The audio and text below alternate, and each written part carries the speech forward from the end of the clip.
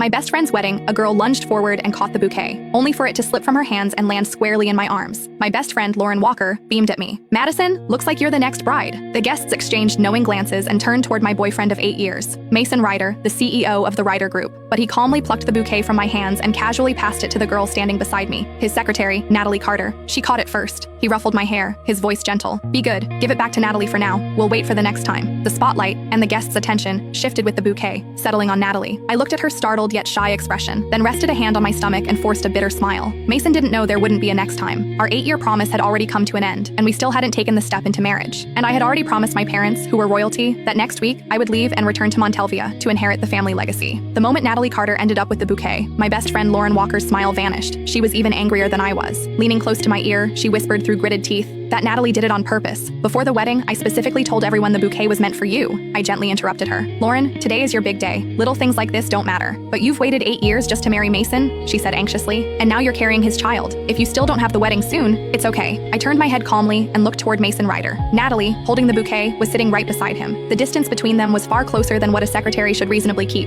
Most of the guests were friends who knew both Mason and me well. Their eyes drifted toward me, curious, sympathetic. Lauren grew even more upset and squeezed my hand tightly. "Madison, I looked into Natalie earlier. She's a calculating gold digger who specializes in seducing rich men. She's been trying to get close to your boyfriend for months. You need to be careful. Lauren, you're the most beautiful bride today. Don't worry about me." I squeezed her hand back and gave her a faint smile. "Besides, I'm not planning to marry Mason anymore. I haven't even told him I'm pregnant." My words were so shocking that Lauren's eyes widened as she stared at me in disbelief. After a long silence, she finally remembered that the wedding ceremony still had to continue. When the wedding ended, Lauren hugged me tightly. "Madison, if you need any help, just tell me. I support whatever decision you make." "What decision?" After she left, Mason walked toward me, calm as ever. "What were you two talking about just now?" Out of habit, he reached out and draped an arm over my shoulders. I shifted slightly to the side and avoided the gesture. "Nothing." He didn't seem to mind my reaction. With a soft laugh, he said, "Are you angry? Natalie caught that bouquet first, after all. She's a young girl. Of course, she dreams about weddings. Catching the bouquet was just her way of borrowing a little luck. Didn't we agree we'd wait for the next time?" He leaned closer, stroking my hair as he patiently tried to soothe me. "Why care so much about Lauren's bouquet? When we get married, I'll prepare an even more beautiful one for you. You can have as many bouquets as you want." Silently,